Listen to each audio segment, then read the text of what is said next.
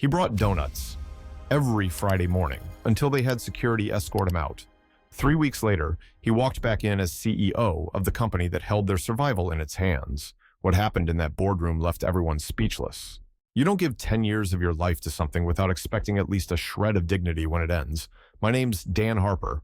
10 years ago, I walked through the glass doors of Southridge Logistics, a mid-sized distribution firm that liked to pretend it was Fortune 500 when convenient, and made that company my second home. And not just the clock-in, clock-out kind of home. I'm talking blood, sweat, and weekends. The kind where your kid's first baseball game competes with an inventory system crash, and you choose the crash because if you don't, the whole warehouse shuts down. I was that guy. The fixer, the closer, the glue. I wasn't just a team player. I built the damn team. I trained half of them, carried the rest. I knew the quirks of our fleet routing software better than the IT department that installed it. I could walk into a room full of trucks, smell a coolant leak, and tell you which rig was about to break down before the diagnostics did. And you know what? I never asked for much. Not a corner office, not a fat title. Hell, I never even took all my vacation days. I just worked. Quietly. Constantly. Dependably. So that Friday morning, when I rolled in early as usual, with a tray of coffee and a dozen fresh donuts from Mrs. Connors, bless her arthritic hands, it never crossed my mind that this would be my last walk through that lobby. I was halfway to the break room when Trevor McKenzie, my direct report and walking haircut of a boss, popped his head out of his office. He was already dressed like he was about to read someone their last rites, pressed shirt, nervous hands, that fake casual, "Can I see you for a sec?" tone that screams HR's already in the next room. Let me be clear, Trevor had been at Southridge for exactly 13 months. I'd been here 10 years. The guy still got lost trying to find the server room. He once asked me what a logistics coordinator actually did, and now he wanted a word. I stepped into his office. HR was already seated. Of course, he didn't even wait for me to sit down, didn't offer me a coffee. Hell, I was holding coffee for him, by the way. "Dan," he started, and already I knew. He couldn't even look me in the eye. He had that look managers get when they've convinced themselves they're doing the right thing by stabbing you in the chest instead of the back. "We've been reviewing departmental expenses," he said, like he'd memorized the line from a PowerPoint. I nodded slowly, not saying a word. "And, well, with the market shifting and our new strategic focus, we've decided to make some structural changes." Then came the kill shot. Effective immediately, your position is being eliminated. I actually laughed. Not loud, just a small breath, a reflex, like when someone trips on nothing. "Wait, what?" I asked. "You're serious?" He nodded sheepishly. "You've been invaluable," he added, like that was some kind of parting gift. "Truly. But we're shifting toward a leaner, younger leadership model. We need energy, fresh ideas, an aggressive mindset." Aggressive mindset? I'd worked 60-hour weeks through flu season, kept this company upright during 2 software transitions and 1 warehouse flood, and I wasn't aggressive enough? "So what am I, Trevor?" I asked, voice flat. "Dead weight?" "Your legacy," he replied. "Legacy. That's corporate speak for 'we got what we needed out of you, now kindly get the hell out.'" He didn't offer to let me pack up, didn't ask if I needed help with the transition, just gave the tiniest nod and the door opened. Security. Just like that. The guard, a kid who probably wasn't even shaving yet when I taught the team how to manage overflow shipments, stepped in with a damn plastic bag. That was my going away gift. A plastic bag, no gold watch, no handshake, no office lunch, not even a "thanks for keeping us from imploding during Q4 last year," just silence. As I walked past the cubicles carrying my little bag of thanks for nothing, people looked away. Eyes darted to monitors. Fingers froze over keyboards. No one said a word, and I don't blame them. In a place like Southridge, loyalty's only admirable until it's inconvenient. I dropped the donuts on the break room table untouched. Nobody moved. So I walked out, coffee still warm, badge still clipped to my belt, heart thudding like a war drum. 10 years. 10 years of giving everything I had, and I walked out like a stranger. But here's the thing. They thought they were getting rid of a middle manager. What they didn't know was who I really was. What happened next? That's where the real story begins. You're not going to want to miss what came after this little corporate burial. Stick around. Things are about to flip. Hard. The air outside felt like wet sandpaper, cold, gray, and heavy enough to make you feel smaller with every step. Dan Harper stepped out of that building like a ghost in his own life, carrying a cardboard box filled with the only things they hadn't erased. A photo of his daughter from 3rd grade, a chipped mug that read, "Best Dad Ever," a tattered leather planner with so many notes, its spine bent permanently like a war veteran's back. No plaque, no trophy, no legacy. Just 3 cubic feet of memories in a box and a front row seat to his own erasure. He walked across the parking lot like a man watching his own funeral from the outside. No one followed. No one called after him. 10 years, and it ended like a spilled cup of coffee. Messy, ignored, and someone else's problem. He tossed the box onto the passenger seat of his old truck. It creaked in protest, like even the vehicle knew something wasn't right. He sat there a while. No music, no words, just the faint sound of wind pushing against the glass and the soft hum of his heartbeat climbing into his throat. Dan was 49 years old, and the world outside that windshield had changed fast. Too fast. The job market? It wasn't built for steady hands anymore. It was all crypto bros, AI whisperers, and 20-somethings with ring lights and ebooks about scaling your side hustle. Everyone was pitching something, branding everything, selling the future in 90-second TikTok videos like wisdom came in filters. And Dan? He was old school. The kind of man who fixed problems with grit, not gifts. He was reliable, quiet, solid, a man who earned his respect, not collected followers for it. But here he was, a walking relic in a world that rewarded noise over substance. And for the first time in a long time, he didn't know where to go. He drove the long way home, through the industrial part of town, past the warehouses he used to inspect, past the mom-and-pop garages that still called him Mr. Harper, even after 10 years of telling them to just call him Dan. He took turns slowly, like each one might offer a reason to pull over and disappear for a while. But he didn't disappear. He drove until he pulled into his driveway, turned off the engine, and just sat. Then he opened the garage. And that's when everything changed. Dan's face shifted, just slightly, but deeply, like something realigned inside. Because tucked behind the old workbench, behind the bags of mulch and the beat-up fishing rods, sat a steel-cased desktop with dual monitors, a humming server stack, and a whiteboard covered in equations and diagrams. You see, Dan Harper wasn't just a logistics guy. He was the founder and architect of Harper Dynamics, a quietly growing tech outfit that he'd been building in the shadows for years, brick by brick, code by code, patent by patent. No LinkedIn posts, no launch parties, no media hype, just pure grind. Late nights, early mornings, weekends when the rest of the world was tailgating or trimming hedges, Dan was the man in the garage while others were chasing shortcuts. And that garage? It was now the command center of a $50 million acquisition deal, finalized just 48 hours earlier. Harper Dynamics had just partnered with Nexus Systems, a multinational infrastructure firm that had been trying and failing to develop predictive load balancing tech for logistics fleets. Dan's algorithm? It solved in minutes what their team hadn't figured out in years, and he hadn't told a single soul, not Trevor, not HR, not even his closest colleagues. Why? Because Dan wasn't in it for applause. He was in it to build something that mattered.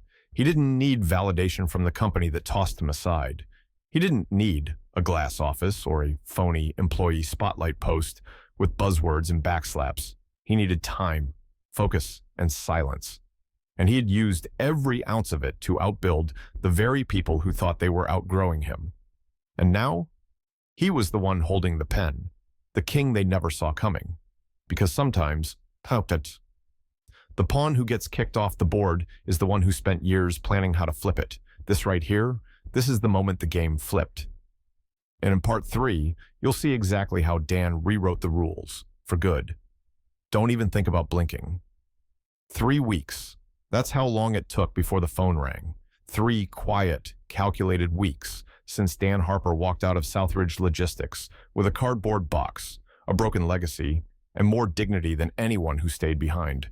He didn't pick up on the first ring, or the second. By the third, he answered, Not because he was eager, but because he already knew who it was. Dan, hey, it's Trevor. The voice on the other end was thin, not the smug, glass-walled authority it used to be. Now it was all hesitation and forced politeness, corporate charm at gunpoint. Listen, this might sound strange, but strange. That's what they call it when karma shows up in a suit. You're familiar with a group called Harper Dynamics, right? Dan smiled, just a little, the kind of smile you wear when the first domino tips. I know them, he said evenly. Very well. A pause. Then Trevor continued, like a man reading from a script that suddenly turned into a threat. Well, they're looking to acquire a portion of our logistics platform. It's a pretty big deal. Our investors are, let's say, extremely motivated. They think the partnership could change everything. We'd like to set up a meeting. Dan didn't blink. Of course, he replied. I'll be there. Another pause, nervous energy through the receiver. Dan added, with a tone sharp as glass, just make sure you're on time. Click. The line went dead, and the silence that followed, it didn't feel empty. It felt earned. Dan set the phone down slowly, his expression like granite. No smirk, no gloating, just the quiet, icy calm of a man who spent years underestimated and now held the fuse. He wasn't angry anymore. No, he was beyond anger. This wasn't about payback. It was about position. He didn't need to shout. He didn't need revenge. He needed the room. The same room he used to stand quietly in while others talked over him. The same room where decisions were made behind his back by people who couldn't hold a candle to his foresight. Now, he was walking back into that room as the buyer. And Trevor was about to find out what happens when the man you kicked out of the building walks back in, owning the floorboards. You've seen the match get struck. In part 4, the fire hits the boardroom. Dan's about to show the company that erased him what real power looks like. The room was suffocating. Not hot, exactly, just the kind of heavy stillness that made every breath feel like a negotiation. Frosted glass walls, filtered light, and Trevor McKenzie sweating through his fitted blazer like someone had just hit defrost on his career. He sat stiff at the long glass table, investors flanking him on either side, nervous smiles, jittery foot tapping, everyone pretending this was just another day in corporate paradise. But it wasn't, because the team from Harper Dynamics was late. At least, that's what they thought. Then the door opened. No grand announcement, no dramatic music. Just the sharp, simple sound of metal hinges and well-polished shoes crossing the tile. Dan Harper stepped into the room, not in khakis, not in a branded fleece vest, in a tailored navy suit that looked like it was cut from confidence itself. No box of coffee, no donuts, no clipboard, just calm, controlled. Cold in the way only experience allows. He didn't rush, he didn't hesitate. He walked to the head of the table like he'd always belonged there, and everyone else had just forgotten. All eyes turned, brows furrowed. One of the younger investors leaned toward the man beside him and whispered, low, but loud enough. Wait, that's him? Trevor's mouth opened slightly, then just hung there, like his jaw couldn't remember how to close. His face drained to the color of copy paper. His hands fumbled at his cuffs, suddenly too tight for his wrists. Dan set down a slim leather folio and looked up, his voice smooth, grounded, and absolutely unshakable. Good morning, he said. My name is Dan Harper. I'm the founder and CEO of Harper Dynamics. Silence. Not the polite kind, the kind that chokes a room, the kind that makes grown men rethink every decision they made in the last 30 days. Dan let it sit, let them absorb it. He didn't rush. He wasn't here to pitch. He was here to watch them squirm. Let's talk about your logistics platform, he continued, casually flipping open his folder like it wasn't the most important moment in the room. Although, after the way I was shown the door, I have to admit, I'm not sure there's much point in trying to rescue a ship that's already halfway under. He didn't raise his voice. He didn't need to. The weight of that sentence landed harder than any speech ever could. Trevor tried to speak, lips twitching, eyes darting toward the investors, but nothing came out. Not a word, because what do you say when the man you fired walks back in as the man who can decide whether your company sinks or survives? Dan took a seat, slowly, comfortably, as if he wasn't just joining the meeting, but running it. He looked across the table, made eye contact with each investor like he was assessing the worth of their presence. And then, calmly, with that same deliberate poise, he added, "Let's be honest. You didn't call Harper Dynamics because you wanted a partner. You called us because you needed a lifeline."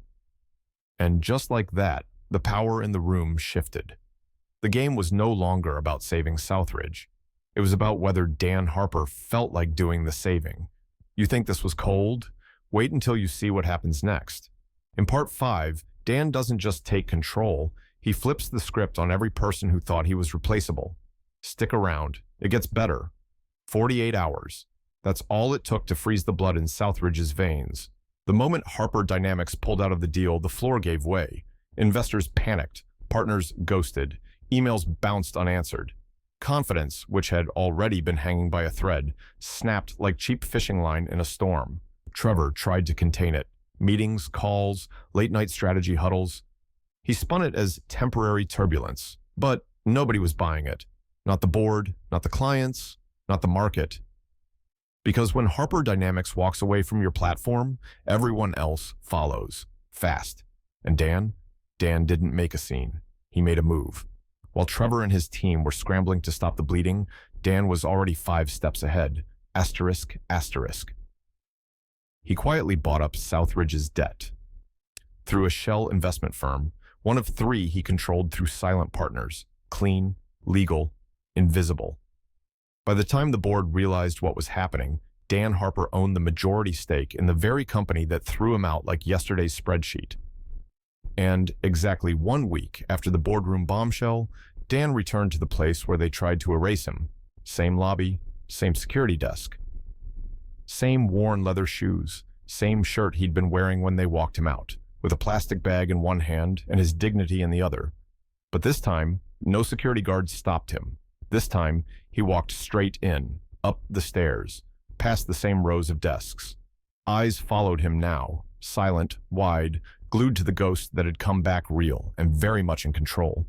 He walked into the executive suite like he'd never left. The receptionist froze. Trevor's door was half open. Dan stepped in without knocking. Trevor looked up. First confusion, then recognition, then panic. "Dan, what are you—" Dan said nothing. He pulled a sealed envelope from his folio, placed it gently on Trevor's desk, and sat down. Slowly, calmly. Like a man enjoying the view from the top of the mountain, he just climbed over someone's reputation. "Read it," he said. Trevor opened it, his face drained. Termination notice, effective immediately, signed by the board controlled by Harper Dynamics Capital. Trevor's lips moved, but no sound came, just stunned silence. Dan leaned in. "You're fired, Trevor," he said, voice even, eyes locked. "We're revisiting our expenses, and it turns out you're overpriced." He stood, straightened the cuffs on his old shirt, and took one last look around the office. "I'm building something smarter, cleaner, with integrity, and frankly, your kind of leadership doesn't fit the future." He turned to leave, paused at the door. "Clear your desk by the end of the day, or don't. I already have someone to box it up." And just like that, Dan Harper walked out, twice. First time as the man it's Friday morning. The kind of morning that smells like something good is about to happen. Inside the Harper Dynamics headquarters, now twice the size it was a year ago, the air is filled with the warm scent of fresh coffee and sugar glaze. Someone laughs near the break room. A young engineer walks past with a laptop tucked under one arm and a powdered donut in the other. And Dan Harper? Dan's already at his desk. Same seat, same quiet corner, same early hours. He doesn't make grand entrances. He doesn't hold meetings just to hear himself talk. He doesn't need to, because in this building, his presence speaks louder than any title ever could. He still wears the same kind of shirt, still drives the same truck, still brings donuts every Friday. Mrs. Connors, of course. Some things he believes are too sacred to change. But now, when he walks the floor, people straighten up. Not out of fear, out of respect, because they know who he is. Not just the CEO, not just the founder, not just the man who outplayed an entire boardroom full of suits who thought they were the future. They know him as the guy who came back when everyone counted him out. The guy who turned betrayal into blueprint. pain into process, dismissal into dominance. Dan doesn't gloat. He teaches. He mentors interns personally. He remembers birthdays. He answers questions most execs would pawn off to assistants. And when someone asks him, because someone always does, "Dan, why do you still show up so early? You don't have to." He smiles, not smug, not rehearsed, just honest. "Because there was a time," he says, "when someone looked at me and saw just an old guy with donuts." He pauses, picks up his mug, sips once, then finishes with quiet steel. "Turns out, I was a CEO building an empire out of pain, and I'm not done yet." There's no bitterness in his voice, no spite, just inspiration. Hard-earned, quiet, unshakable. Because Dan Harper didn't just take back control of his life. He redefined what power looks like. And now he builds something no spreadsheet can measure. A culture where loyalty means something, where the quiet ones get heard, where the guy with the donuts might just be the one shaping the future.